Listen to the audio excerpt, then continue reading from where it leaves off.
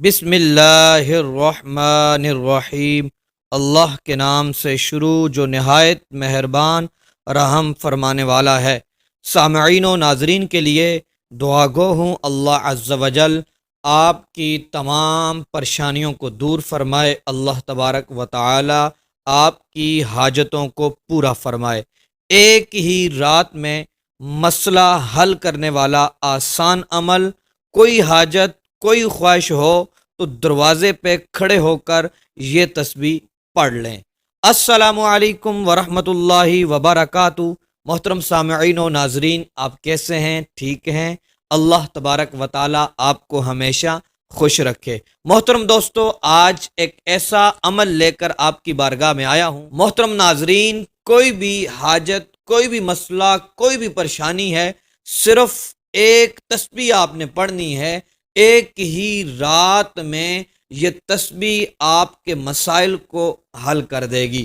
اللہ تبارک و تعالیٰ کے ناموں میں اتنی طاقت ہے، اللہ تبارک و تعالیٰ کی جو کلام پاک ہے اس کے اندر اتنی طاقت ہے، جو شخص جس مقصد اور حاجت کے لیے صدق دل اور پختہ یقین کے ساتھ پڑھ لیتا ہے، محترم دوستو، اس کی حاجت ایک ہی رات کیا، منٹوں اور سیکنڈوں کے اندر اس کی حاجت پوری ہو جاتی ہے۔ محترم دوستو، آج میں جو آپ کو تسبیح بتاؤں گا وہ آپ نے ایک دروازے پہ کھڑے ہو کر پڑھنی ہے۔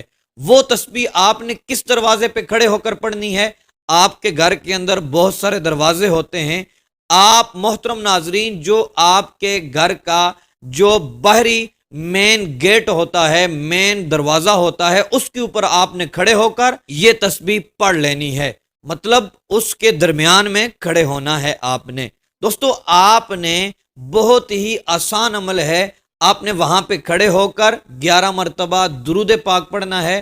پھر اس کے بعد محترم دوستو، آپ نے انا للہ و انا الیہ راجعون، یا مسبب الاسباب یا سمیع، انا للہ و انا الیہ راجعون یا مسبب الاسباب یا سمیع، یہ والے کلمات محترم دوستو آپ نے پڑھنے ہیں، 100 بار پڑھنے ہیں۔ محترم دوستو، پھر 11 مرتبہ آپ نے یہ پڑھنے کے بعد درود پاک پڑھنا ہے۔